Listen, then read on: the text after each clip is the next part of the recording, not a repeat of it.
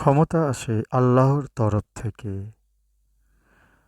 ক্ষমতাবানেরা সাধারণত সমাজে মর্যাদায় ভূষিত হয়।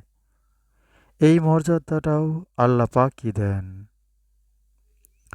ক্ষমতাবানদের অবশ্যই অহংকার করা উচিত হবে না। কারণ অহংকার একমাত্র আল্লাহ পাকই দেখাতে পারেন, আর কেউ নয়।